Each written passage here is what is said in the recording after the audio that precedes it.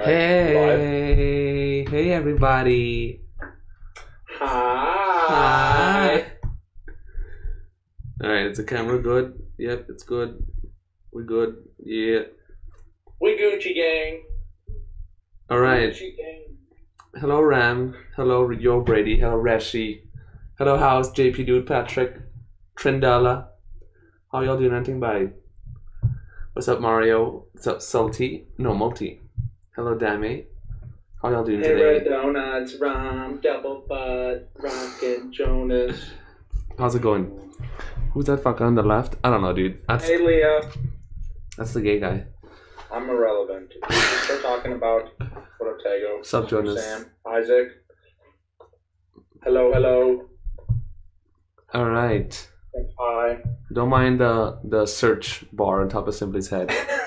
It's Yeah, just... we'll get it figured out right Yeah. now. We're kind of panicking over here. We were like, we have to get this shit started right now. It's too late. It's you know, I'm still on my laptop, which I didn't expect. But once I get my new computer, tomorrow my dad was like, hey, I'm not working, so I can definitely help you move the stuff and you can get your new computer set up. So I was like, all right. So hopefully tomorrow, finally, once I get my new computer set up, I'll have like the laptop and the computer, so we'd be Gucci gang. We'll have two screens. This kid always does stuff, but you never know. Nothing ever happens. What I always say. All right. Resub Bob from Yanni for the 3 months. Welcome back to the fridge. Appreciate the love, Bob. Wait, I don't have the notifications. Actually, that's better, so I won't lag. Thanks for resub, Bob. Yeah. Appreciate the love. Is the chat Hey, Alexa, on? please. Is the chat on the stream? Here I can take. Yeah, it is. It's good. Yeah.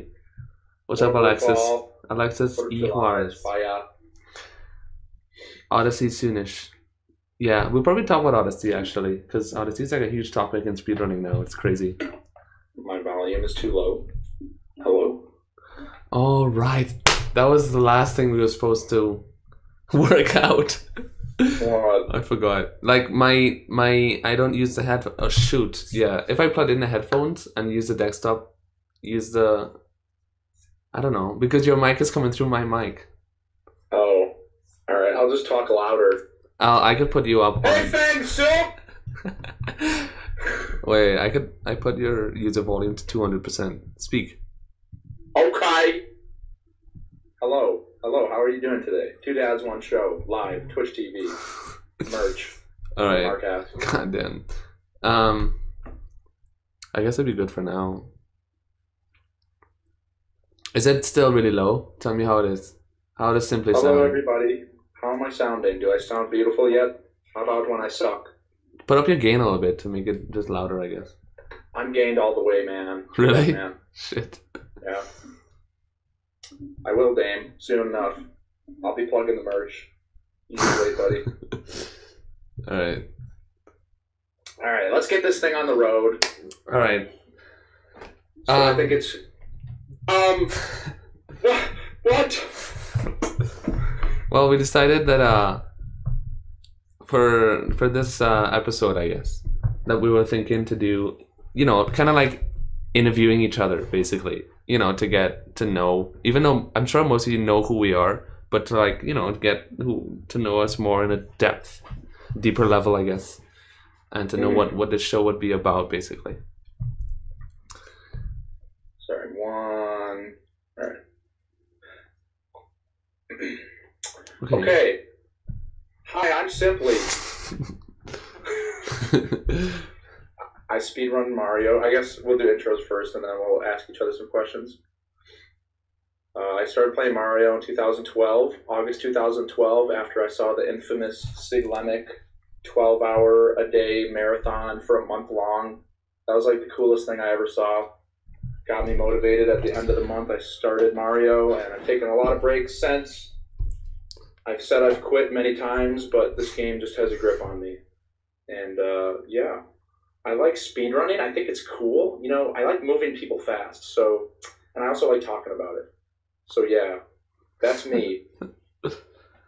Wait, Siglemix thing was in 2012. I thought that was 2013. Wow. No, dude, 2012. Well, what he did was apparently he practiced strats for all of the month before. So July, he spent practicing all the new strats, like updating stuff. and whatnot. Okay. And then the next month he dedicated to just runs, and he did 12 hours a day of runs. It was pretty. Yeah, I remember that. Oh, okay. So that means, wow. That means I was in the speedrunning community since like 2012. I thought I didn't know about it until 2013. Because I remember watching his 12-hour stuff too. And that's Really? what, like, You were there for that? yeah, like when I started watching speedruns, it was OOT basically. I used to watch OOT all the time and ZFT. And then SIG, I watched Mario from SIG from the 12-hour stuff. And I was like, holy crap, this game looks so just fast and really cool. Even though like my favorite game was OOT. I didn't really look at Mario 64. And when I saw that, I was like, this game just looks fun. And I already had it on VC, so I would like, I don't know, I just ended up playing Mario instead. Alright, so my turn, I guess. I'm Chaz50. I'm a gay man. Alright, no. It's true. Yeah, I mean, I guess I found out about speedrunning in early 2012. My brother actually was the first one to start speedrunning. Actually, he used to speedrun back in 2013. And yeah, and Sunshine, actually. He was pretty good at Sunshine. He was top 10 in any percent. He had like a 144 back when the world record was like 131. And that was before like Gelada Skip and all that stuff. And then he stopped speedrunning. But hey Dickus Khan, how's it going, bud? Hey Dick. And basically I never started speedrunning. I don't know why. I guess high school was hard. And then 2014 came around, and there was actually one day I played OOT first. I started playing OOT one day. Ooh. And I tried doing like Pokey Escape and all that stuff, and I couldn't do anything. I was like, this game is too hard and scary. So I stopped playing, and then I started playing Mario in April 2014. And then my life became complete from that day. Couldn't stop. Got addicted. Now I'm here today. You're addicted. You're addicted, Alan. Yeah, but yeah, okay, so that's how we started. And now we're addicted to video games. Yeah. Yeah, pretty much, Dick. We thought there's a specific topic that we decided we will touch on today. And I guess we can get into that now pretty soon. I got a couple questions for you. Hold your horses, bro. Okay. Jeez. Oh, you have okay, all right. Questions. Go ahead, bud. So, would you say that OOT is harder to pick up than Mario? Technically, yeah. For sure, like way harder. Because OOT you actually have to think a lot about what's happening. You have to know how the game works. You have to know everything about the game. And the more knowledge you have, it honestly just makes it easier. You become better. Because in terms of gameplay, the game is way easier to get good at than Mario 64. Like the skill cap, I guess, is like nothing compared to Mario. Damn, son, laying out the law here. Yeah. But Mario, go ahead. Mario 64 is just crazy. Like, you don't need to know about the game. You could just start playing and get into it. But holy crap, dude, the skill is just it's ridiculous in terms of difficulty compared to OOT. Heard half of that, but I think I can piece it together. You heard half of that. Goddamn.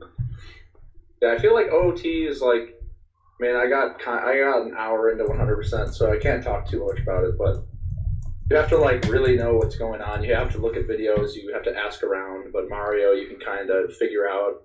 But if you try to figure Mario out on your own, you'll be like so slow. And I guess same thing goes for OT. Yeah, I think that's a whole speedrunning thing, but that makes sense. Alright, so I have a question for you, bud. Alright, fine. Hit me with it. Sure. So you started in 2012, right? What happened in like, when, was it late 2012 or early 2013 when you took like the long break and then you came back in 2014? What happened there? So what happened was I played Mario for a while, starting from 2012, did some 70, then I moved down to 120, the better category, of course, and I think I just got too angry. My angriest days of Mario were definitely my early days. Oh, wow. And I mean, mine too. Yeah, I broke my first controller like 2013, I think. I think that was the only controller I broke. I was doing TDC. I remember it vividly. I messed up 100 and I just chucked my controller. And immediately when you chuck your controller, you're like, oh shit, did I just break that thing? Because it sounded bad, and then of course broke it. You know that feeling that you've broken like 20 controllers. Yeah, like 25, I think. I started working as a lifeguard that next year, 2013, and then I bought an N64 and I started playing on N64 with my money. Because, you know, I was balling in the lifeguard bucks. Right. So, bought that stuff. And then to a 149. And I think when I got 149, I don't remember I don't remember if it was like a definitive decision, but I was happy with a 149. And I was pushing for 148, and I think I hit, and this is the topic we're going to talk about, is plateauing. Mm-hmm. Is that I felt like I hit a plateau. And I just kind of got bored and lost interest. And then I dabbled in no RBA wrong warp back when no IM wrong warp. I remember no that. RBA wrong warp. I did a very little bit of that, which was pretty fun, but it wasn't as gripping as Mario. And then I just kind of took a break to play Melee. I started playing Melee. We started playing Melee. I forget what year that was. Do you remember? That was late 2014, like Christmas time, 2014. That we started, and then we were playing with like 15 buffer or something ridiculous. Yeah, well, it was 8 buffer. Win buffer was different then, and that was big. 8 buffer was ridiculously bad, and then yeah, we kind of went ham for months, and then I don't know, I didn't like it that much. Yeah, I really took off with Melee, and that just kind of gripped me for a while, and I got really involved. When I went to college, there was the Smash Club, and that was like my social life. Like a lot of my socializing came from Smash Club. But I was also streaming Mario a little bit. But yeah, I guess there's just a lack of motivation with Mario. Yeah. There's something I was going to mention while you were talking about. Right. Okay. So I remember when you came back in 2014, and I saw that you had a 149 or 148, and I was like, "Who the hell is this guy?" He's like, "How did he get good so quick?" And gamer. I mean, the way we started talking, that was an interesting moment. I can't remember exactly. Well, I do, but I don't know what made us like want to talk to each other. But I went on your stream, and I think I called you something. Was it? I think it was Dad actually, or something. Idol, yeah. You were calling me your idol. It was basically like a God Gamer thing, yeah, Dick. So like, I saw Simply play, and I was like, this guy's so good. And I was like, holy crap, you're my idol. And then next time I streamed, he came on my stream and said the same thing. So we were like laughing at each other. And then I don't know what initiated the Skype call, but we ended up Skype calling like the day after for something. And then that's how we met. And now we're a happy little married couple. It was a love at first sight. Really, sometimes there's people you ever have people you talk to and they click.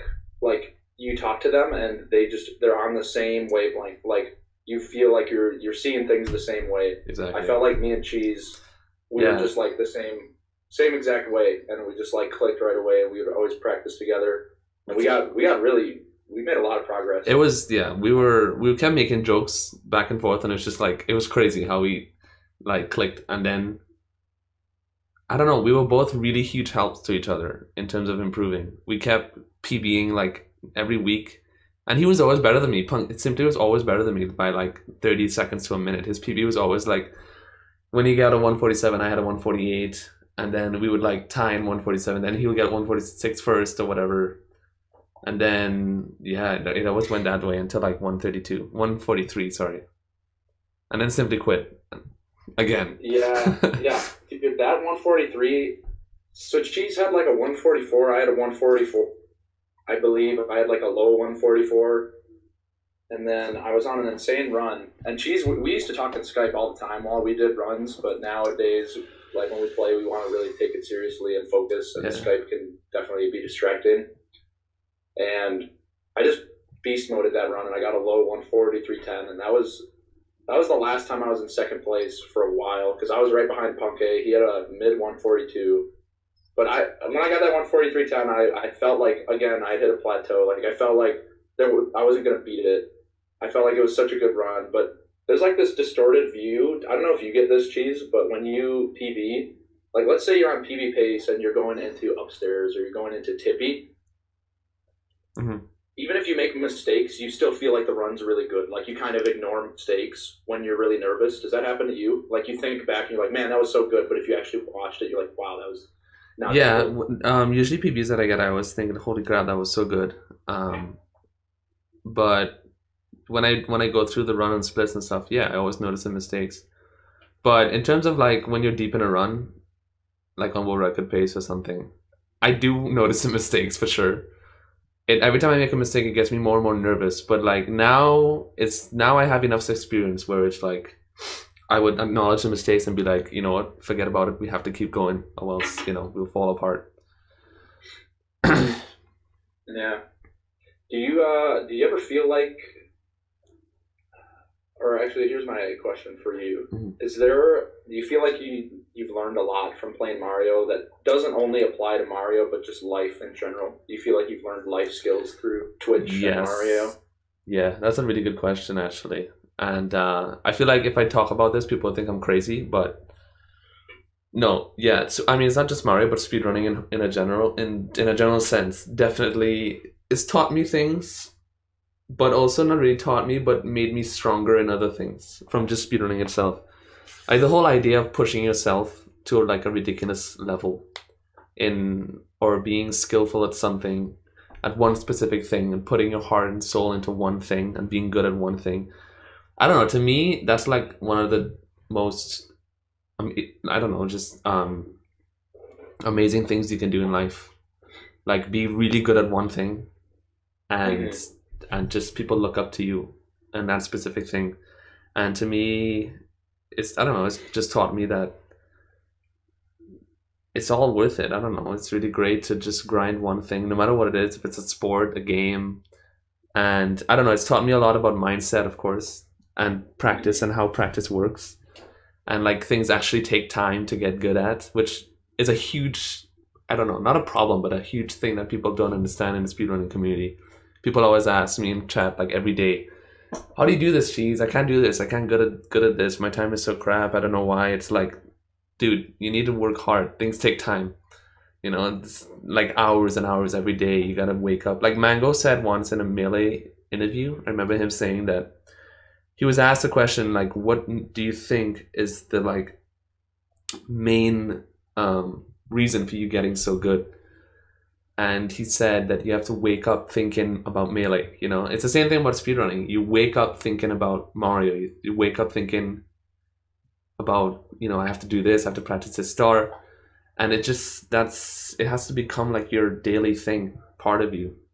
And I think that's really cool. I don't know. It's one of the coolest things in life to have something really dedicated. Do you ever go to sleep thinking about Mario? Yeah, all the time. That was like the daily. Like you finish your stream and you think about it, like, man, that run. Yeah. Like I need to pick up this strat, or you watch another stream, you're like, wow, that was fun. It is, yeah, way better. Like you become, once it's your life, it just becomes like, I don't know.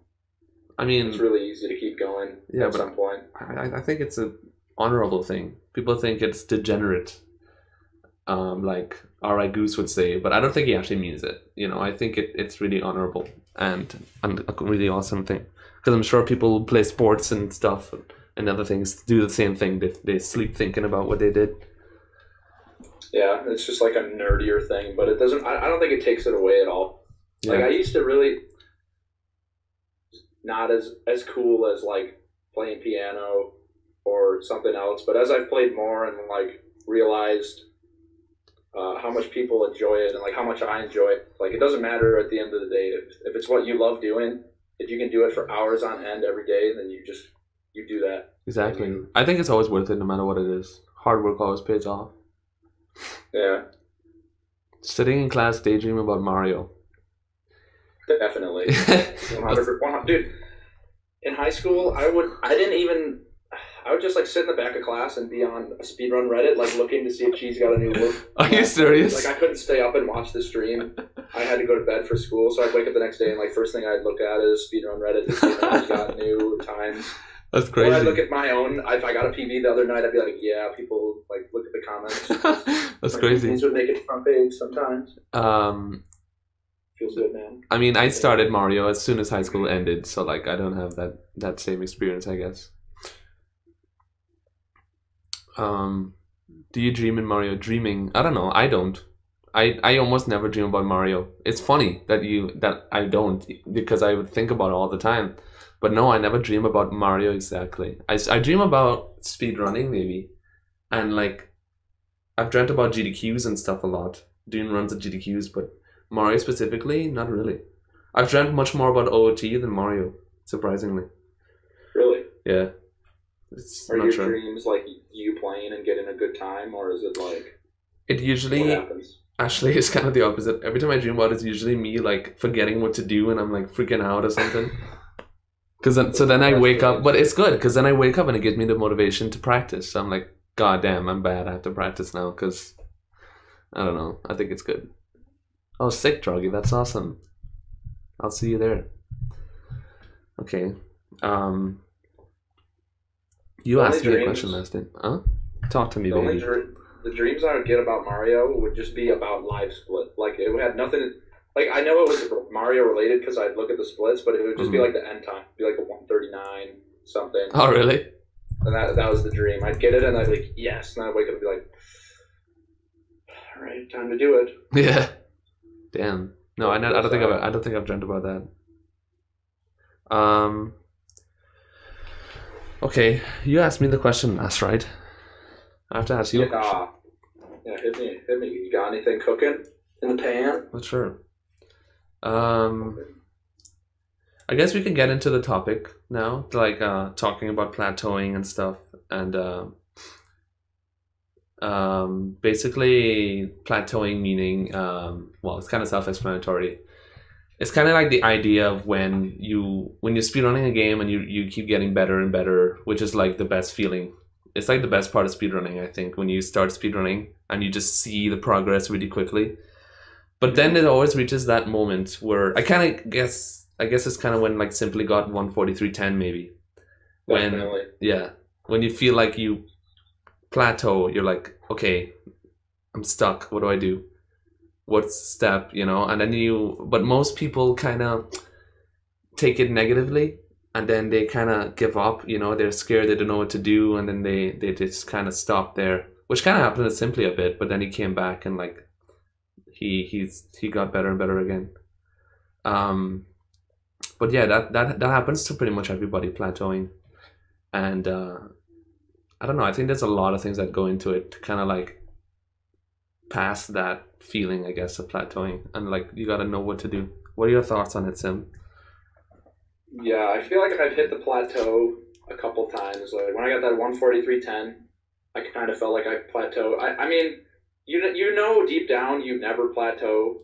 Like deep down, it's not like a thing, but I feel like it's more of a mental thing. You just kind of feel like you've gotten so good that at this point you're just like throwing yourself at runs. And I think plateauing usually happens when, like, there's a balance in speedrunning, I think, between practice and runs. Mm-hmm. Do you feel that way? Like, you need to keep the balance. Yeah, there's a lot of times... If it's out of whack. Yeah, there's a lot of times where you have, like, a routine, I guess. You during the day you practice, you do runs. And I feel like if you do that routine for too long and you do plateau, you kind of have to stop and think, okay, I need to change my routine. I need to maybe practice more, maybe do runs more. It's usually that you need to practice more. I mean, because you have Definitely. to get... But yeah, that's when things have to start to change. And Custom just mentioned about time. Time is a big issue for sure. I mean, if you ever want to be a competitive speedrunner, period, I think you need to definitely have a lot of time allocated for practice and etc. And that would definitely make you plateau if you don't have that time. Yeah, you need to be putting in like a lot of hours to see the consistent improvement, because if you get, I think like if you can get an hour of practice in a day, hour or two, that's pretty good. But you also want to do runs too, and that's like another 2 or 3 hours, and then you're looking at like 5 or 6 hours, and finding that time in a day can be hard, especially if you have like a job or something. Some real life stuff. Yeah, like what Drog and Tago are talking about right now. Yeah. I don't know. I mean, it's fortunate for me that I never had that experience, because speedrunning became my thing once I started doing it. And then, so I always had the time. Um, I know you. I mean, you mostly had time, but there was a point when you started school, and then you couldn't really. You didn't have much time, did you? Yeah, the time that I could have spent playing Mario, I spent playing Melee. I'd be playing Melee. Yeah, and then or I would be working on music or something like that. But there was time. It was just I didn't have much motivation because I feel like the motivation comes when you see improvement. Like that's how our brains work, right? When you see that you're improving, like right before your eyes, you're like, wow, I've never gotten that time before. Like you get a gold. Getting a gold feels good. Right. I feel like the biggest part of preventing a plateau or preventing that mindset is just keeping the balance of practice. Like you have to. I feel like you should always be learning something.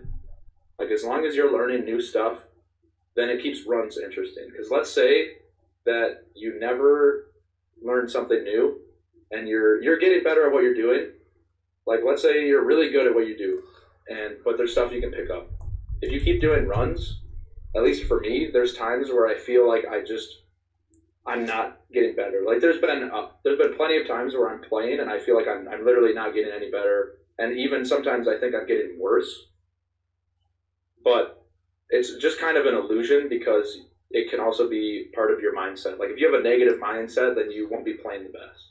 Yeah, either. That's the thing though. It's like mindset is the most complicated thing I think in speedrunning because you never know. Sometimes you don't know if you have a negative or positive mindset. You think, oh, my mindset is good because I have a lot of motivation.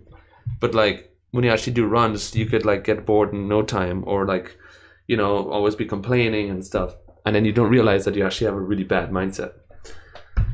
But that's mindset could be like a whole topic for like days. It's really complicated and it's like a full process, I guess. Because mindset like grows the more you speedrun and you get better and better at it.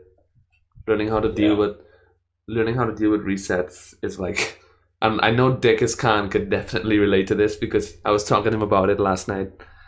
It's so crazy hard to dealing with resets and just patience. Patience is so huge. Discipline. Yeah, discipline. It's really difficult to reset and reset. And I mean, every night I do run. I don't know if you feel this way, Sam, but pretty much every time I do runs, I always feel frustrated. Every single night, there's always at least one time every night, one point that I think I don't want to do runs anymore. It's just stupid. It's just so annoying. I can't reset anymore. But I don't know. I guess from so much experience and the patience building and mindset training in some way, I'm able to overcome that and be like, nah, it's okay. Just keep going. You know that it's worth it. You got to keep going. But I think a lot of people lack that. And I think it's really tough for most runners. Yeah, like what Chubby just said, I hate doing runs. Pretty much like all the top runners in Mario that I've talked to lately say the same thing. They hate doing runs. They can't handle resetting. D-Whatever especially. D-Whatever was saying that he resets once and he just can't do anymore. And it's really hard to get past that. But like, it's honestly the only way to get like world records, so to speak, great at RTA. You have to overcome that. It's really hard. Yeah, it's very draining because you're in a run and if it's going good, especially, you're like, okay, you're putting all your energy, you're focusing, you got your eyes on the prize, and then you slip up one spot and you die, and it's like, okay, well, now you kind of it's like momentum. I feel like the good word for it is momentum. You have all this momentum run, and then it dies. Your momentum kind of disappears, and like, yeah. The way I personally handle it is if I feel like I can tell. I don't know if you guys can tell, but I can tell when I'm feeling kind of bad or when I am more tired and I'm not feeling like doing more runs, but I know I want to do more. I just take like a 5-10 minute break. What's your personal method? Yeah, I think tell yourself something. And well, breaks I think are huge help. I usually take breaks every like 3 hours, usually at the 3 hour point. And I don't mean to do it, but it always just happens to work this way. But at like 3 hours in, I always take a break. But I think I should do it more often. Like every 1 hour of runs, I should take a break. Or every time I get a run to basement or something, I should take 5 minutes. Because it really does reset your mind, kind of. This is a good question from Yanni. He's asking you simply, Simply, how is your hand, and does it scare you that your hands might be getting too fragile to speedrun? Even if you're good again, would it intense Mario bring back the pain? We're just gonna have to see. According to people I've talked to, Yanni, about it, who have had the same thing I have, if I take the time to rest and do proper strengthening exercises, stretching, I can be back to where I was and doing the same thing that I was doing. But I think it could happen again if I play Mario and I don't keep up the stretches. Like I have to kind of change my lifestyle, because when I play Mario, I like to just play, especially practice. I like to just practice for hours straight. I don't want to take a break, but I think when I come back, I'll have to take a break every 30 minutes, every hour, to just stretch, walk around, get the blood flowing. Right. So I think I'm optimistic about the future, but we'll just have to see what happens. Okay. Good stuff, babe. Well, we're gonna do a Q&A. It's pretty soon, I guess. But I think so. We're gonna still talk about a few things. Yeah. So plateauing. So do you have? I guess we can ask the chat now.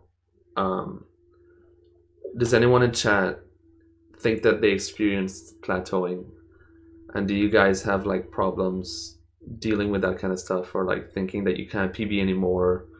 You know, if you think that you just hit a wall, you can't get any better. Because I mean, I think I could tell you for sure that you can get better all the time. Yes, everyone's saying yes. Okay, right. Okay. Right. Yeah, I know it's a big thing in speedrunning because I think I see it all the time. Thank you for the sub, AM Dr. Pawn. Welcome to the fridge. Bob. Appreciate it. How do you feel? Okay, nice question. No, but yeah, it's a really big thing in speedrunning, I think. But I feel like it could be broken up into different parts, like in terms of how to deal with plateauing, I guess, or how you can try to deal with it, maybe. Mm-hmm. Like there's a mindset aspect, there's a time aspect, there's the practice regimes. They have all that stuff that go into it, and also like just looking at other players. Like if you look at the best player, like if Dickus Khan was to look at Stivity Bobo play all the time, for example, if you think like you can get better, there's always like, you know, literally watching their speed run step by step and kind of trying to point out every part that you're slow and trying to improve on it. I mean, that's what I do. That's what I used to do, especially for OOT. That's what I do. That's what I did watching ZFG, trying to optimize every trick. And then with Mario, it was kind of like I started practicing a lot of Mario recently, but more like not single star, but XCAM, which is basically like single star grinding. It's practicing stars, trying to beat the spreadsheet times for every star. And that, for the past month, I've been doing that with Pitt, Toast Rider, and these guys, Adam Pass. And it made me realize how much I could still improve in Mario. It's crazy. That's the thing about speedrun. You could always improve in the game, which is awesome. I guess Melee is very relatable too. But I was just going off in practice lately, and I'm just getting better and better at all these crazy times, improving strats everywhere that I didn't even know that I could improve, and it's making me so much better now. Like I've been doing up RTAs and stuff and getting all these sick times that I never used to be able to do, even like not even a year ago. Practice makes perfect, baby. Yeah. At least that's what the kids say. Perfect practice makes perfect. Right, exactly. If you just practicing some weird garbage, you'll just be weird garbage. Yeah, because some people think that no matter how much they practice, they're not getting better. But it's like the type of practice really matters too. And there's also, I think, I see a lot of players, like, you learn how to look at the game. Like, when I first started Mario, I'm not sure exactly what I'm looking at. I'm not sure exactly why something's fast or why something's slow. But as you continue to play a game, you learn the little things. Like, in Mario, there's, like, you can, when you wall kick onto a platform, you can either hold A and, like, jump up and then down onto the platform, or you can kind of clip up right onto the platform. And that's, like, something that you might not notice right away when you're watching the game. But right. as you play more, you see what you have to do to go faster, and like there's the little things like holding neutral when you land, and then start moving again, as opposed to like trying to move as soon as you land. Right. And oh god, Simply's cutting out. Damn it. I don't hear anything. Wait, Sim, stop talking. I don't hear anything. Your mic just cut out. What the heck? Again? Alright, 1 second. Alright, say something. Hello. There we go. Okay, you're gonna have to say everything else again. After the quick movement thing. So back to plateauing, I think you'll hit a plateau for two reasons. You'll either have consistency issues, like you'll have the strats, but when you look at your run, it's like you can never string together something to beat your time. And I think the answer to that is to either tone down some strats, like change them to something else, or you have to grind them more.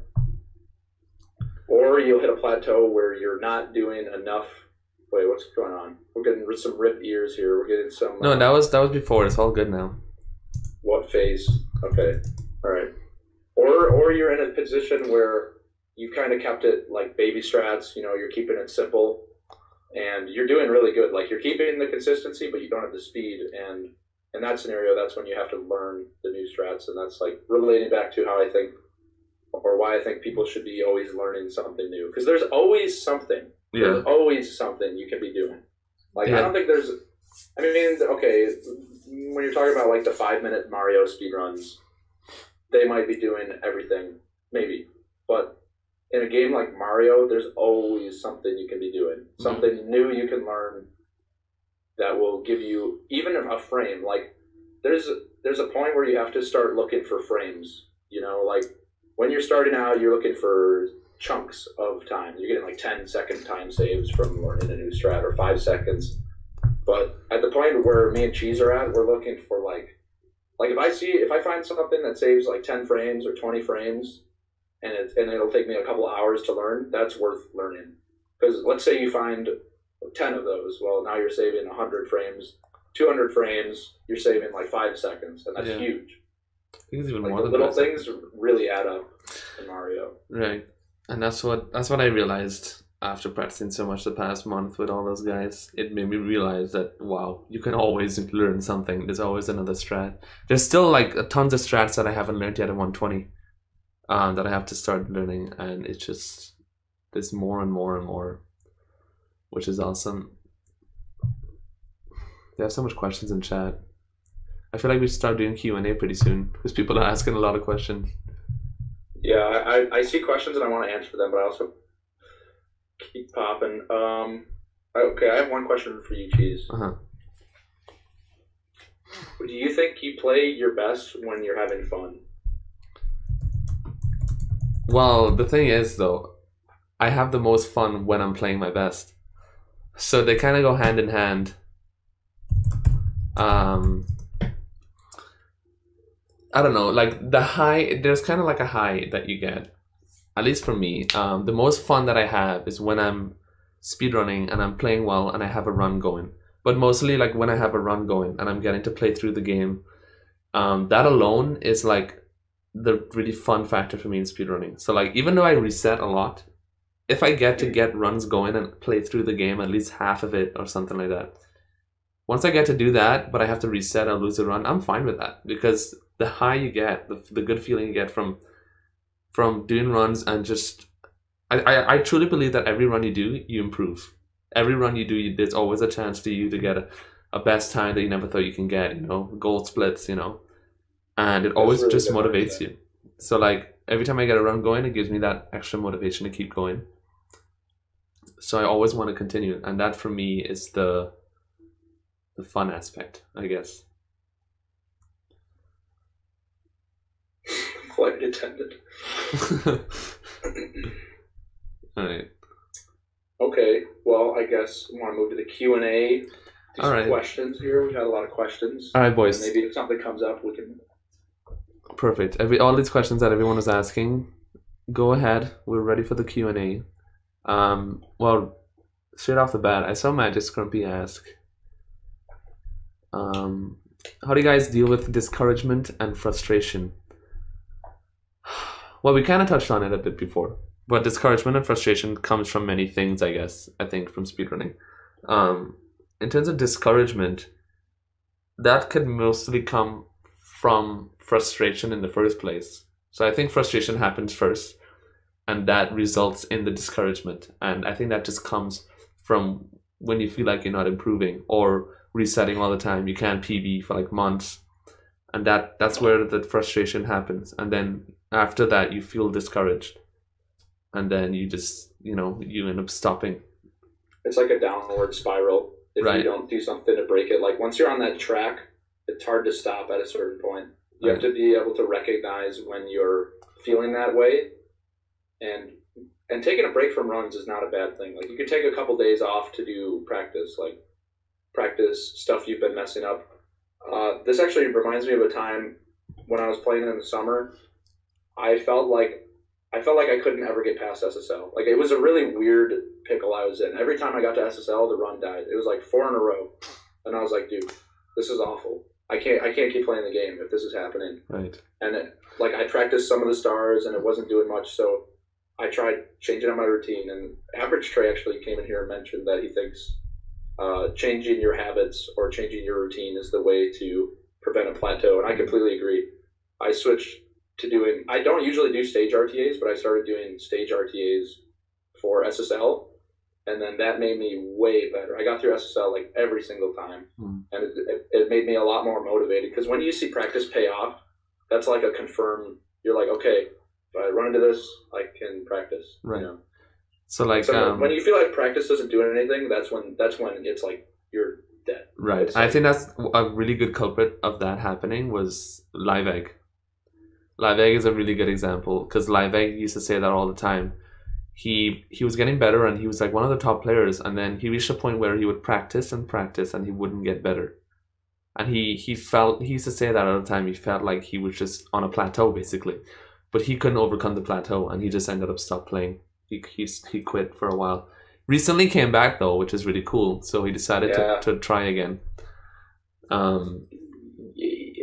But yeah, in terms of dealing with the frustration and discouragement that Scrumpy said, basically what Simply mentioned, I guess, is like knowing where you are stuck and practicing that. And not only practicing you have to practice with a mindset, not just practicing blindly. Because you could play the game and practice and not focus on what you're doing, but not actually improve.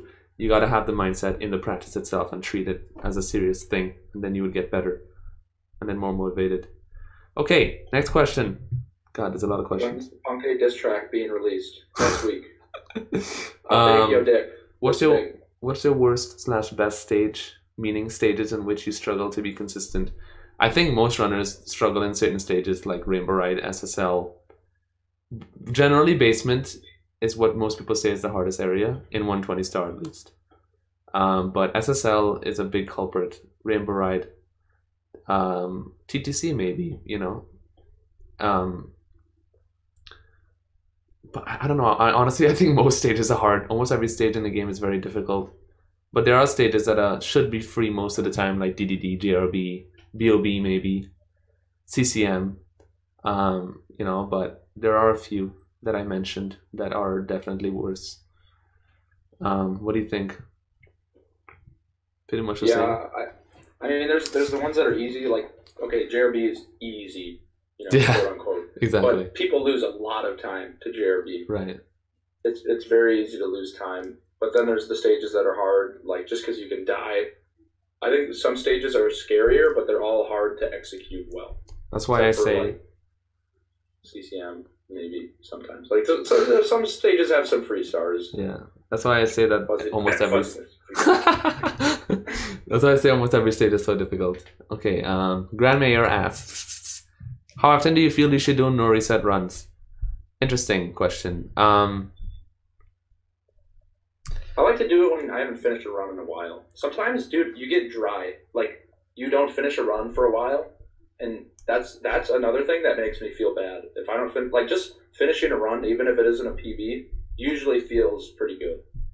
And it's more motivating to do a no reset if you like practice a bunch of things later in the run. Like there was a moment where my upstairs were. I mean, I still think my upstairs is pretty weak, but it was really weak, and I wanted to get runs up there, so I did upstairs RTAs, and then I tried to do a no reset to at least get upstairs. And yeah, so I guess how often when you feel, at least for me, when I feel that if I haven't finished a run in a couple of days, I know Batora said he wanted to finish one every other day. He said that in one of his practice sheets. That's pretty good. What do you think? Any thoughts? I think I'm a very degenerate when it comes to no reset runs. I really hate no resets if they're not good. I feel a frustration again, like what Magic Scrumpy said earlier. I feel an instant frustration and discouragement, I guess. If I'm doing a run and it's really bad, I just automatically feel like it's not fun. Even though that there have been times where I do decide to continue runs that are really bad and go through the pain, and I do end up enjoying it when I finish. I always enjoy when I finish runs because it's always a new experience. It's always an experience. You always end up doing something really cool that you didn't do before, or saving time, maybe getting a gold. You always get better in every run you do. So I do believe that you should do no resets pretty often. And it also kind of helps to overcome the plateau feeling, maybe. And I don't do that enough, and I'm a big culprit for that. So don't follow me in that regard. Thanks.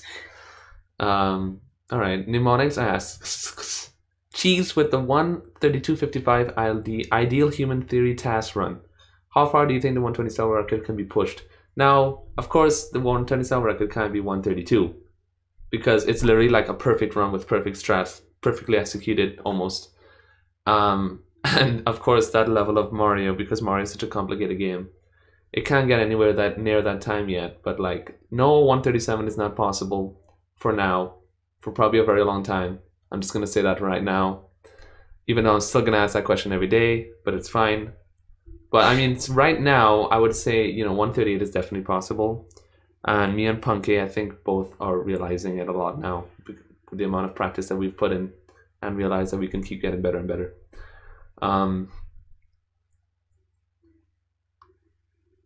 Did you ever feel like speedrunning doesn't pay off? And what is your motivation? Wow, that's a broad question. What do you think, Sam? What's the question? Do you ever feel like speedrunning doesn't pay off? And what is your motivation? I guess the motivation comes from putting the work in. Like once you're engrossed in it, you kind of forget about how arbitrary it is. Because when you think about it, at the end of the day, it's pretty arbitrary. What we're doing. It's not like some kind of thing, but you could call anything arbitrary. It's just once you have your heart in it and you're having fun, the motivation is like you get a new time. You're like, I can beat that. That's where the motivation comes from for me. Or like, I never got a world record, so my motivation is like trying to get to world record. Mm-hmm. There's definitely been PBs where I didn't feel that good. Like I got it and I was like, and actually that's a good question that makes me think about like expectations in speedrunning. I think people can fall into situations where you have very high expectations. You're like, oh, I've been practicing this strat for weeks. There's no way I can mess it up in a run. And then it's like, well, you set that expectation up, and now if you fail it, you're going to feel some negative feelings. And the same thing goes for the run in general. Like, if you guys would notice when I would stream, my title would always be 120 stock for sub whatever my PB is. Because I think going for a 1 second PB is like, if you can make that your mission to get at least a 1 second PB, you'll end up continuing a lot more runs. And you'll just feel better because you'll usually PB more consistently. Like, I've PB'd the most consistently with that mentality. And I feel like it pays off when I have my expectations like at a reasonable level and I'm able to achieve them. I think I agree a lot with that ideology of trying to PB by 1 second. And that's something I don't do either. I think way ahead, and I'd be like, I want to go for 138 right away. And talking about it right now makes me feel like I need to stop that. I need to stop thinking 138, because that will make me want to reset more. Because you make that goal and then it becomes part of you. So when you have a run that's not really quite 138 pace, but it's definitely PB pace, you would reset, or you would feel bad about the run because, I can't do this time anymore. And I think a 1 second PB thing is a really, really good goal in terms of motivation. Yeah, go ahead. And those runs, like, turning in a run that is like plus something, turning it into a PB, that's a really good feeling. Like, if you're plus 20, but then you keep going because you're like, I could PB by a second or two. I mean, realistically, you could probably PB by more than that. But, like, if I go plus 20 and I'm early on and I'm able to make it back from that, it's a very good feeling. You feel like you're a good player. Right. And it's motivating. But resetting it, it's like, you're setting yourself up for failure when you set. Like, it's good to have high goals, but like for the immediate run, just a PB is probably the best. Yeah, that's the sign of progress. PBs. Okay, lots of questions. Yanni asks, this is a big question. Do you feel like you can speedrun for a living? Majority of runners I see are either in school working towards something else or living with a relative at home at a decent, let's be honest, in the fucking basement. Alright, not kidding. And have decent sub counts, but not quite that top tier that you can actually live off of. Are you guys fine if to do this it means staying at home or not making as much to go traveling, etc.? Well, there are speedrunners that make lots of money. Trihex, Caleb Hart, for example, that have really big streams. Even people like Imagine Phil, Racefire, who have like 1,500 or more subs. They're definitely living off of streaming. I'm living off of streaming. And I stream speedrunning. So yeah, I live off of speedrunning. And yeah, there are some times that I think that working at home is more boring and not as engaging as working out. But the thing is, you always have the choice afterwards to go outside, and I do that pretty much every day. I play sports, I do other things that allow me to go outside and interact with people and do other things, and it's not really a big deal now. Actually, I think it's awesome too, working at home, because you're at home. It's really comfy. Don't have to worry about other people. So I think it's awesome at the same time. But it depends on you. It depends on the person, I think. Yeah, that's my view on it. Piggybacking on that, I have a question for you. Uh-huh. Have you ever like, okay, Twitch is your job, right? We've both been in that situation where that's what you're doing for your income. Right. You ever feel like it turns into a job? Like you're just going because, it's my job. Have you ever fallen into that, or has it always been fun? Sometimes I feel that way, yes. There are times where I'm not so motivated on Mario. I just feel kind of tired.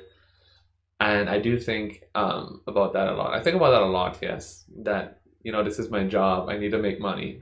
But I think that's a normal life thing. Everyone thinks, I gotta make money. What do I have to do? I gotta bring in the cash, That's a normal part of life. I try my best to make that not the main thing, though, where I think about it's a job all the time, because that would affect my speedrunning, I think. But speedrunning is usually always rewarding enough, and I always make it a way that it's not negative in the whole work aspect, that it doesn't make me think, oh no, I'm just doing this because of my job, whatever. Usually it's not a problem, no.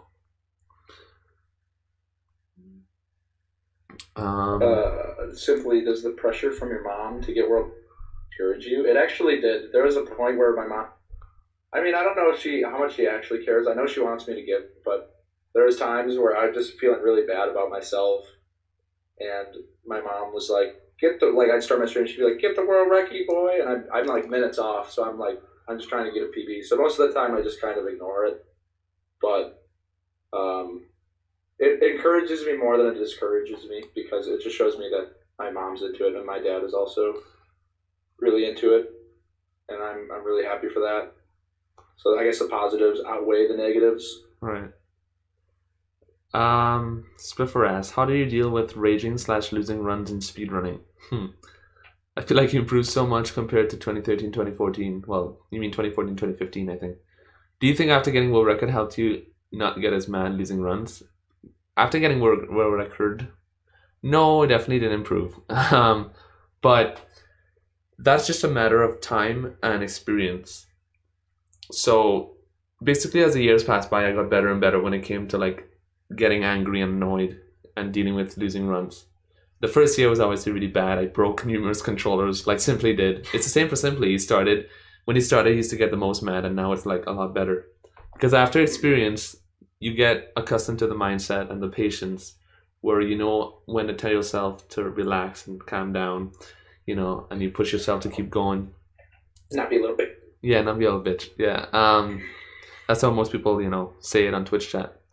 Stop being a little bitch and shut the hell up. But they're right. It's too hard on They're right. They're right in an obvious sense, but it's much more complicated than that, obviously, and 90% of the viewer community don't understand, of course. But that's understandable, It's definitely a lot better now because I guess again you just get used to dealing with it, and it becomes a routine. Wow.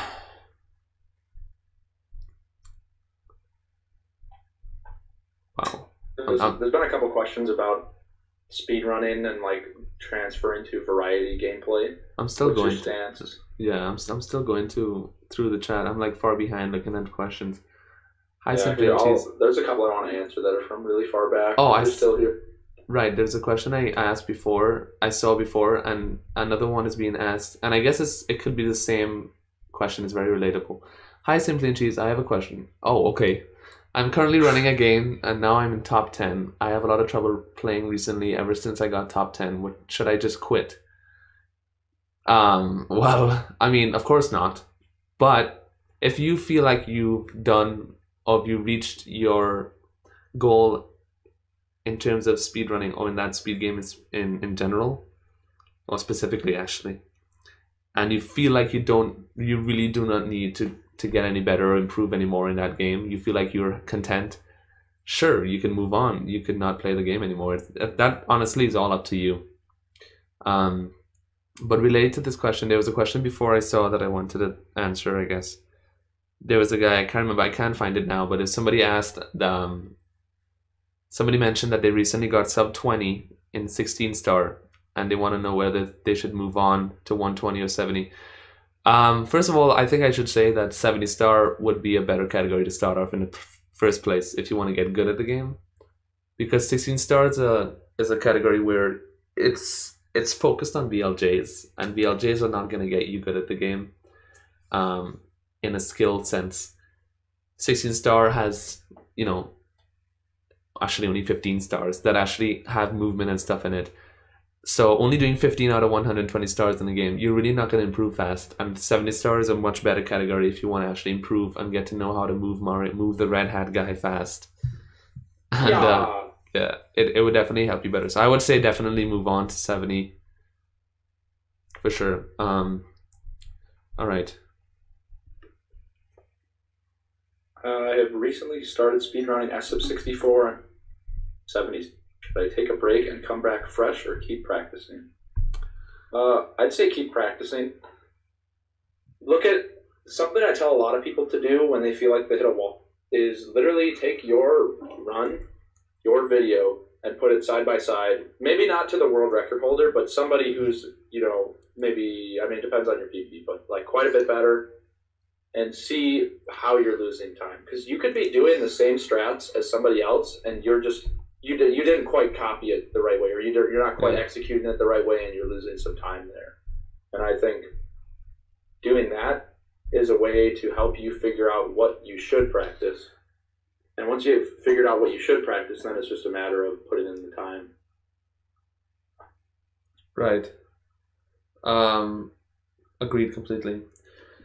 Jerome, I'm Jerome. He asks, I recently got a huge PB in 16 star in Mario, and I completely forgot strats like MIPS clip and canal setup. As dumb as this sounds, I can't play anymore, and I have a hard time relearning the strats. Has this kind of experience ever happened to you, and how do you deal with it? No, I don't think I've ever experienced that. That's pretty crazy. I'm not really sure how to answer that question.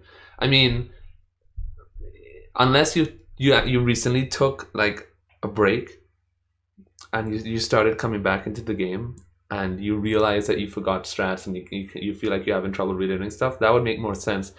And I do believe that the more inexperienced you are with a game, if you do take a break, let's say you take a week off when you just start playing a game, it would be much more damaging to your gameplay as it would be if you were already good at the game when you took a week off.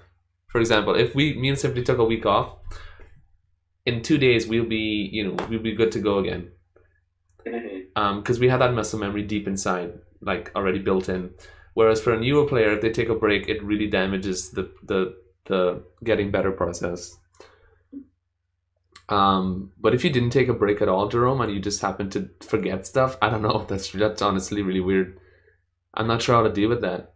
I've had that happen before. I mean, for me, it's been like you're doing a star, and then all of a sudden you go past a certain part. You're like, wait, that wasn't right. Like you forget how to do the camera movement or something. I don't know if I've forgotten a big strat quite like that, but sometimes there's just a gap all of a sudden in your knowledge. Like I feel like there's in 120, it's like to get the run that you're looking for. It's like when you have all your stuff lined up, like you've got it all figured out. You don't have anything that isn't well practiced, anything that isn't ready for a run. You've done it all and you're ready and you know what you want to do. So to deal with that and forgetting something, you just have to relearn it pretty much. Right. Grind it again and ask around. The Mario community is so helpful. I've learned so many things from so many people in this community, and it's also really motivating to be social with people and like hearing people's goals, you know. Actually, you mentioning that made me realize I forgot about this. That actually did happen to me a lot, but in OOT. OOT is a very infamous game for that kind of stuff. Forgetting how to do tricks, setups, and glitches, because a lot of tricks in OOT are extremely specific. And again, like I mentioned before, OOT is a game where the more knowledge you have, the better you can be, and the less you'll forget stuff. Because once you know how the game works and why you do RBA and stuff like that, then you would more likely not forget how to do the tricks because you know how it works, so you know what steps you need to take to like do the tricks properly, consistently. Oh, this is an interesting one. It's Docs says, a solution to feeling sick of speedrunning sometimes is to add some casual game later in a stream. Do you think you'll ever add a mix of speedrunning and casual gaming? Me and Simply were just talking about this a little while ago. About when I was getting my new computer set up. About playing games like PUBG, this kind of stuff to kind of to just relax and have fun together. I think it does help. Yeah. Depends on the person as well. I know a lot of speedrunners have done that. They will play games apart from speedrunning, and it helps them to relax and just have fun. I personally don't care for casual gaming. I don't know why. I'd rather do something else. I'd rather go out, have a coffee and something to eat, or hang out with my family, go and play some volleyball with friends or something. That's kind of like my relaxation thing. But yeah, I think I will actually start doing that. And if me and Simply play PUBG and stuff together, that'll be pretty fun. Yeah, dude, I'd love to play PUBG, but at the same time, it's not very good for my hands. Yeah, so it's tough. Yeah. But I think it's good to branch out, especially if you're trying to build a community. Like, let's say, okay, Cheese has been founded on speedrunning mostly, or like all speedrunning, right, and myself. So if we stream something else, we don't get as many viewers. I think the formula to do it is like you stream your game, and then you'll switch to the game you want to play, and over time you can kind of create this casual group of like the people that want to watch you just for your personality or for whatever game you want to play, or I think that's the next step, because eventually speedrunning eventually at some point be what we're doing. At least I don't see myself speedrunning like super far down the future. I think I'll still be doing it for a while, but I also really love to play casual games. No, I didn't actually break my jaw on a pogo stick. It's a big dank meme. God damn. Just kidding, I did. My hands are alright, Leah. What up, Leah? They're getting better. Slowly but surely.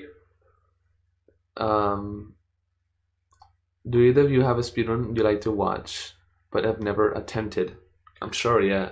For me, well, Odyssey is one of them, but I think I'll be attempting that very soon.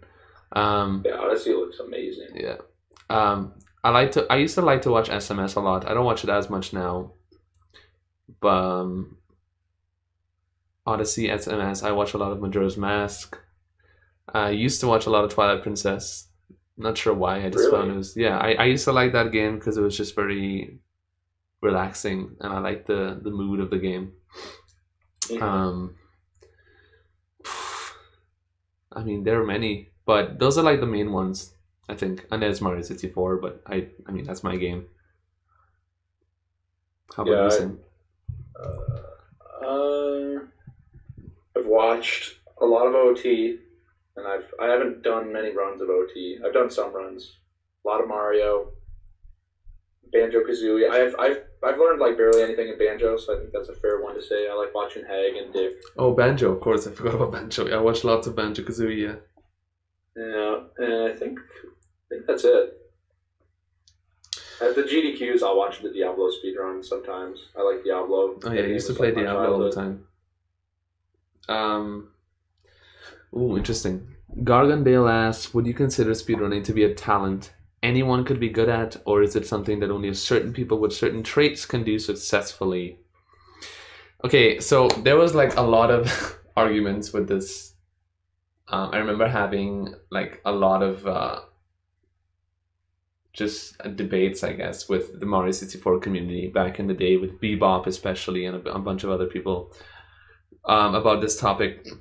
I don't think I got Simply's view on it. But what I think, would you consider speedrunning to be a talent anyone could be good at? Now, I truly believe, honestly, that not everyone could be good at video games.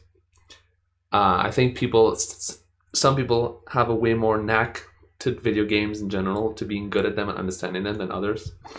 I think people say a lot of girls are worse at video games than guys, and I don't know. I think it could be a thing. And there are some guys too that just suck at games that other guys would be good at. There are girls that are really good too. But I think that's a thing, because I don't know, that's lots of experience in my life. I used to have friends I used to play games with all the time, and I would always have to like play bad on purpose, or else I would win all the time, you know. And and they would always ask me, how are you so good or whatever, and I actually believe that, because there are a lot of people who speedrun who seem to struggle a lot, and they just can't seem to get good, no matter how hard they try. But I mean, that's what I think. It's very opinionated, and that's my opinion. I think some people are just better than others in video games in general, not speedrunning, but just playing video games in general. And those who are good could really understand how to get good at speedrunning, I guess. Yeah, I think I definitely agree with the, like, only some people, there's some people that can do it, some people that can't. But I think if you're somebody that's been growing up with video games, or like video games have been a part of your life, speedrunning is not out of the realm of possibility for anybody that's in that group. Like, if you really want it, if you grind really hard, like, okay, there's examples. There's, you know, people like to bring up Mr. Speedrun. He got 146 though. That's pretty lit. Back, which makes me very happy. Yeah, he's doing good. Some people take longer to improve, which is definitely true. But I think as long as if you're having fun and you're motivated to play, you will continue to get better. Right. It's not like there's some people that will just hit a wall. Maybe just at a much slower rate, maybe, but I don't know. Yeah. I was gonna add something else. Can't remember. Oh, Hunter says, it was what Hunter says. Hunter says some people just lack spatial awareness. That's a really, really cool way to put it. Spatial awareness. I guess what I understand by that is like, yeah, understanding like a new environment, which is what he said after. In like a video game, when you're trying to put yourself into understanding how the game works technically.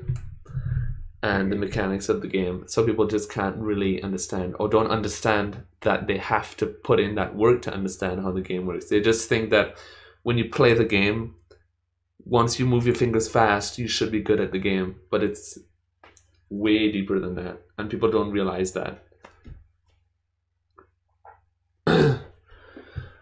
Geez, it's obvious that GDQ is pushing trans runners as the leaders of the community. Do you subscribe to this narrative, or what do you think? Yeah, I'm not gonna talk about that. That's a very non-Twitch subject to talk about.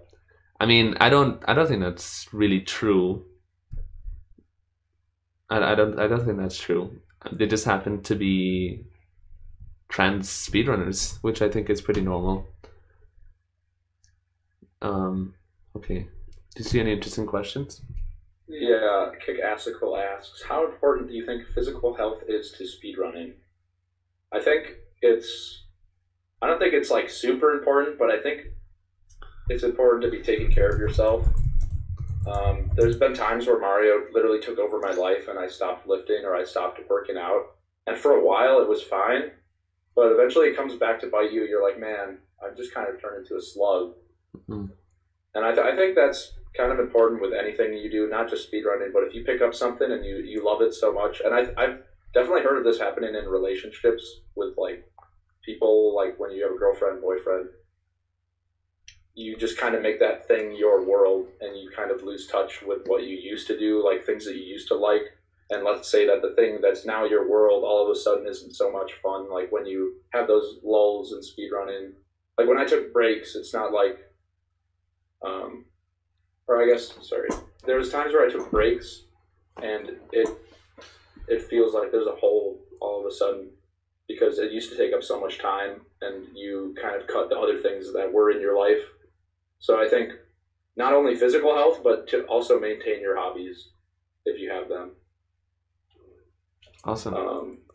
And Dr. Sprinkles asks, do you think speedrunning has room to grow similar to esports, for example? What steps do runners and games need to take to put speedrunning in front of a more mainstream audience? I think it definitely has room to grow, and GDQs are showing that. They're still getting bigger, raising more money. Although they barely raised more money last year, but still raising more money. I think like what Speed Gaming is doing with all the tournaments, I think that's really good. We're getting commentators on tournaments like myself. I'll be, in fact, Cheese and Punke are racing tomorrow night at 9:30 I'll be EST. commentating that with Cheese, 9:30 EST. Yeah. I think. So it's 8:30 your time. Yep. Yeah, 8:30 CST. So I think things like that, and I think as more time goes on, people like Apollo Legend. I mean, Apollo Legends are big, but Glad Jonas and such will continue to grow because I think it's good content, and I think it's really interesting. And the niche it's like a very interesting idea. So I think it still has room to grow, but I don't know if it'll be as big as, say, League of Legends or Counter-Strike, just because of the accessibility. A lot of people, like, for example, I'm sure there's people who come to Mario and they're like, oh, I can't keep core, so I don't want to play. Maybe they don't even think about starting with emulator. Like, I started with emulator, Cheese started with VC. Yeah, and MU. Both. Yeah, and then MU.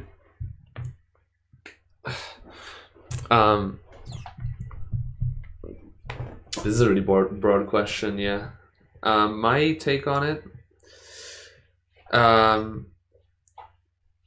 So I guess I could mention it. I think I've talked about it before, but it's funny you ask that question. There's actually, there's an esports, I guess, team, kind of like Tempo, Storm, and these kind of teams, called Beast Coast. They're a pretty new team. Started about 6 months ago, and people who worked with people like Tempo and stuff are working with this new team, and they're starting a speedrunning team.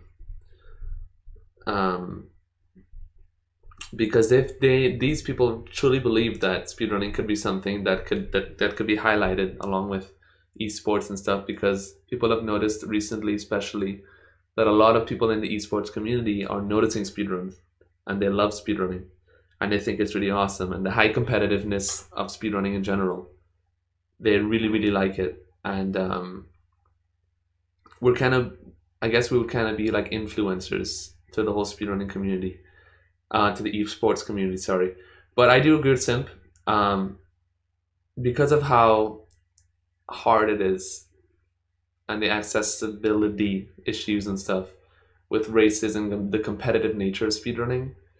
It can't really get into that esports category like the other games that are already esports, because games like CS:GO and all this kind of stuff, they're direct competition, whereas speedrunning is very it's very separate and individual kind of stuff, and it's really hard to like. You can have tournaments and stuff, which they're doing a lot now, which is really awesome, but the tournaments last really long because they're much more they're just a lot different. Speedrunning in general, it's very individual based, but the competitive nature of speedrunning itself is what people really love and what could be compared to, I guess, to esports,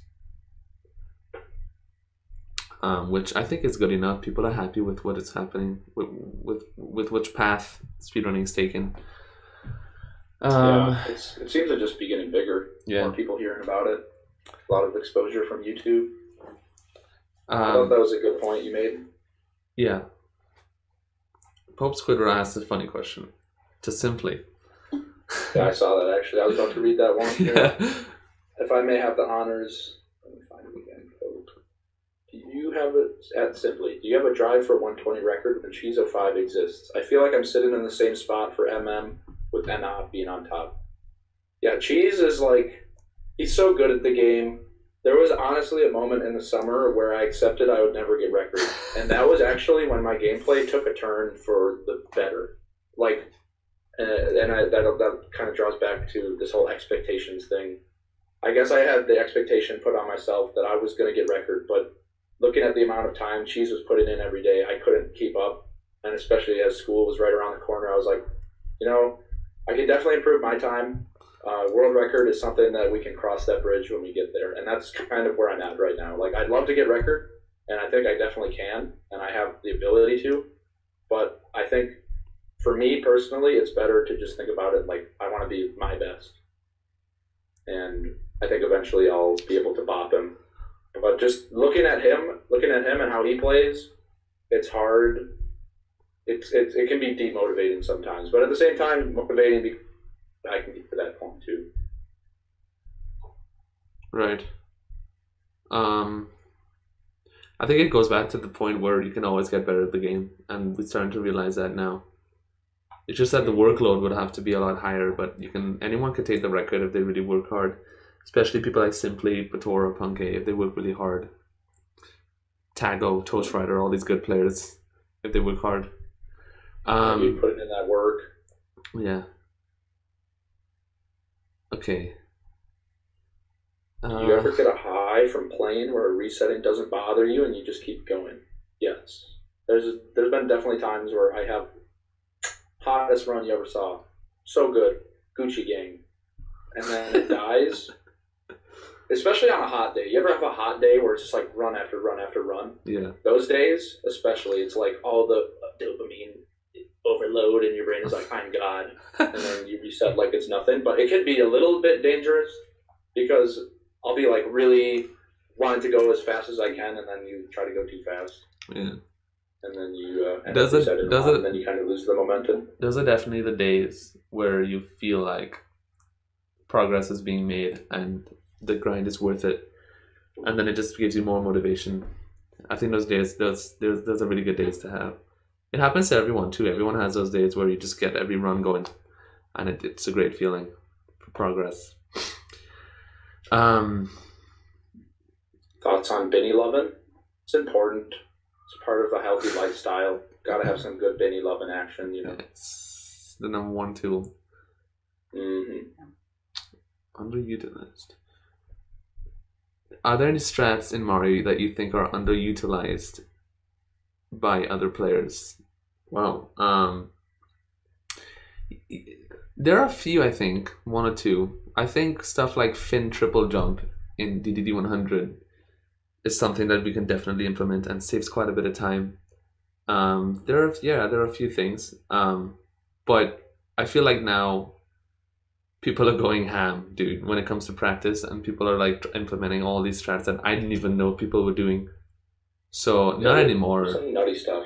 I don't think so. On. Yeah, there are one or two things maybe, but not really. I think people are doing a great job in that regard in the community.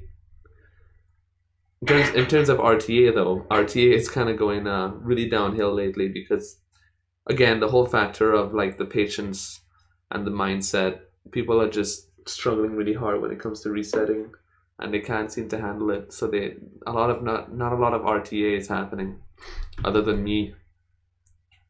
I can't really think of anybody that are like in the top that are really grinding or doing any RTA runs, which is it's kind of I don't know. I don't like it personally. I really wish people would do more RTA, but I understand their mindset. I just wish that they would have more motivation to work on the mindset to be able to grind more runs. Okay. Guess we could take a few more. I don't know how much questions you want to take. How about we'll do like 5 more? Okay, sounds good. I think we've done a pretty good job. Hey, Phantasma. Hey, Phantasma. Can you make it to be a good player if you work 40 hours a week and don't have 6 to 8 hours a day to practice? Yes, but let's say there's a cheese in your community. You know, it's really hard to keep up with the people, but eventually, I feel like everybody takes a break. I thought Cheese would never take a break, but he did, and that's like your time where you can catch up. But again, if you're comparing yourself, that's like a recipe for feeling worse. So you can definitely get better, and I say if you are thinking about doing it, and it sounds like something you want to do, you should do it this seed. If you were given an opportunity to create a game, what kind of game would you make? And simply, would you speedrun it? Of course. You know, to be honest, the most interesting games for me that I've played in my life, that I've always had maybe the thoughts of making, I guess, were definitely like open world adventure style games. Kind of like a game like Skyrim, for example, where it's just very open world. You can explore all these huge lands and just relax and just feel like you're really in the game. And it's very realistic. You know, you could do a lot of like real life kind of stuff. I think those are really, really awesome games. When it comes to like making games, I think those are the most attractive kind of games to think of creating.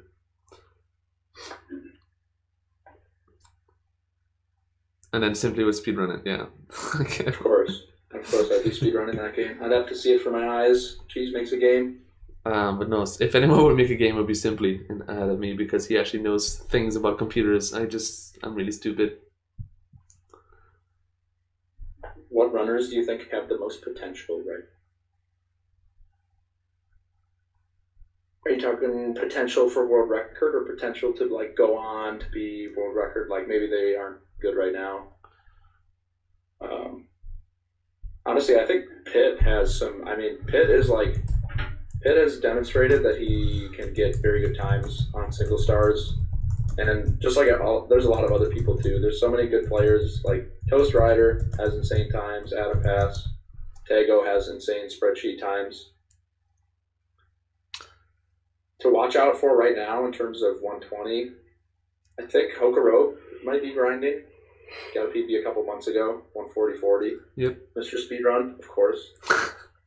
Lucian just got his low 143, so he's on the come up. Yeah. Yeah, but I mean, what Simply said, again, there are not much people doing RTA right now, sadly.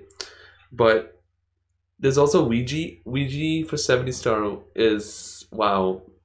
Ouija is really good at the game. I mean, he recently got a 48 and 70 star, and he lost 40 seconds in TTC. He was like low 48 pace in TTC, which is pretty awesome. I'd like to see him do 120 as well. That would be pretty cool. Again, yeah, Hokurabi. Zaya's not playing Mario. Again, all these people are not doing RTA. Zaya's actually playing Odyssey. He's like 3rd place or something in any percent. Here, I'll check the Odyssey leaderboards right now. Yeah, and Zaya doesn't do 120 star either. Simply, hopefully when he comes back. And Punky is coming back as well. Punky started practicing and he's going to do runs soon, I believe. So there's going to be more RTA soon, especially around summertime, I think. I mean, Paracusia I don't think is a threat to world record anytime soon or anything like that. Paracusia has a lot of work to do. Popping shots. And I think Para resets a lot, way too much. And he knows that too. He has a lot of ability, but he resets way too much. And I think he has to work on some mindset.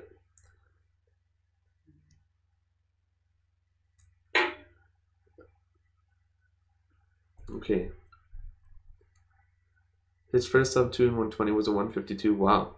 That's crazy. No, I know that, but he's been practicing a lot.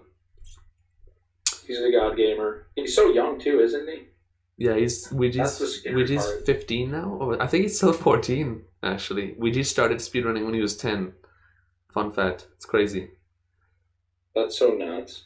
Dude, that's the scary stuff. When they're really young, because in school and stuff, you have so much time, or you can. Yeah. What are your plans for the future of this podcast? Oh, okay. Well, today's episode was the first episode. Thanks, Dad. Yeah. And then this is more of an introduction. We kind of interviewed ourselves. Me and Simply asked each other questions to just get to know each other and about our speedrunning thoughts, etc. And then we kind of started talking about a topic today about plateauing and speedrunning, and we kind of went around that. And then we had a lot of Q&A today because I guess again today is more like an introduction. Ask questions, get to know what this is going to be about, get a flow going. And I think so far the flow is great. I don't know what Simply thinks. Yeah, I've had a blast. No, I think it's trash. We need to quit doing this. Seems like you guys are enjoying it. You're a great man with a nice accent, so I always enjoy speaking with you. Yeah, so I think the flow is great.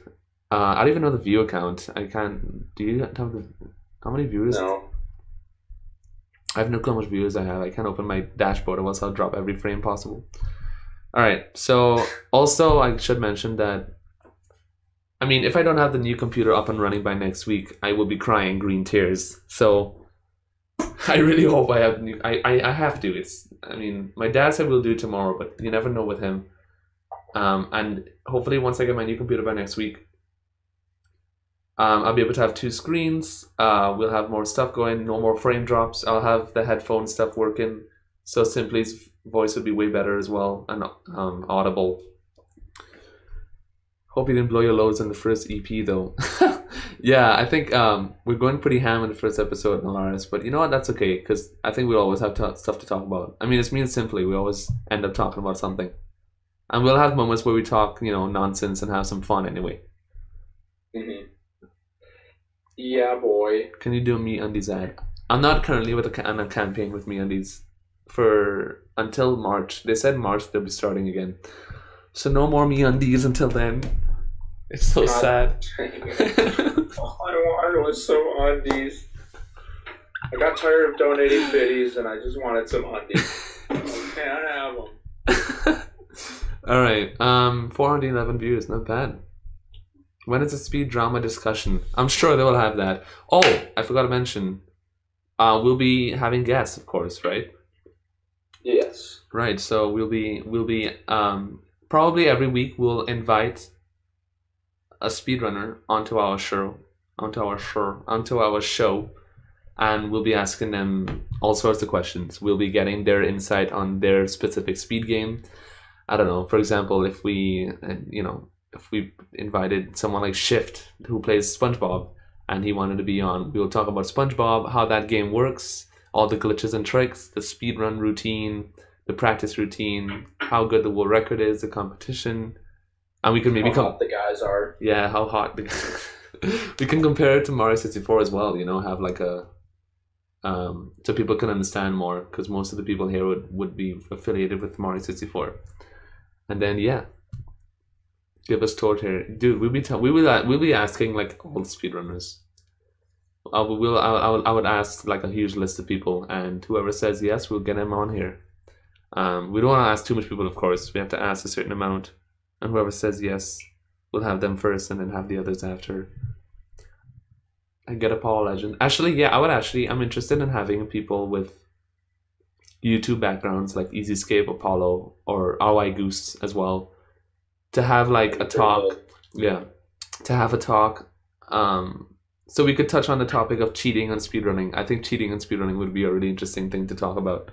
Why is splicing so, like, you know, it's such a huge thing, and I kind of think it's really depressing, the whole splicing thing. I can't believe it's such a big thing. I can't believe the amount of runs that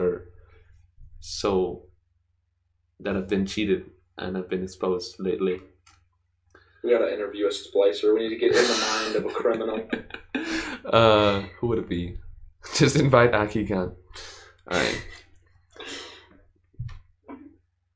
Yeah, I'm sure Goose would go off about GoldenEye for like hours. What's splicing? You'll figure it out. Alright, so you have anything else to add, Big Daddy Simp? To add? I had a great time. I know we missed some questions, but I wanted to add, we'll have like a spot, I don't know where yet, we'll figure it out, post it on Twitter, Discord, a spot where people can ask questions or suggestions for guests, topics to talk about. Because we want the chat to also be a big part of the podcast since it's on Twitch mostly, but you know, we'll get on YouTube. Yeah, I'll be highlighting the podcast and upload it to YouTube and create like a YouTube series on it. Okay, so yeah, invite Todd Rogers. Yes. So bye, jeez. Yeah, goodbye. Anything, bye. What's up, Tama? So, all right, how are we gonna end this? So I'm gonna continue streaming personally and do runs and stuff. I don't know what Simply's gonna do. I'm just gonna sit here and just talk about the gameplay for the rest of the stream. Jeez, not able to get a world record tonight. He's just gonna commentate all my runs. I'm not sure how to finish the podcast here. We're gonna just sit here and talk. Okay, bye. Yeah, bye everyone. Bye. Love you. It's been a pleasure. See you next Monday. Send help desk Wednesday. Either be square if you have Mario questions. Oh yeah, Simply has a health test thing on Wednesday. So I mean, I guess for now we'll have once a week kind of episode. Maybe we'll have more in the future, depending on where this thing goes. We'll see where it goes, you know. Yeah. You never know what's going to happen. Yes. There's a lot of cool shit. Life is very unpredictable, okay? You never know what's going to happen. A lot of opportunities. Mm-hmm. How will this podcast be available? YouTube. On my YouTube channel, I'll be uploading it. Which is, I guess I don't know. My YouTube is called... this. That's my YouTube. It's just called Cheese05 Speedrunning. I'll be uploading podcast there. And I'll be highlighted on Twitch as well. Alright everyone. Bye. Thank you for watching. Good luck on your runs, Cheese. I Thanks, hope you get Dad. a welly, belly. I hope you guys enjoyed.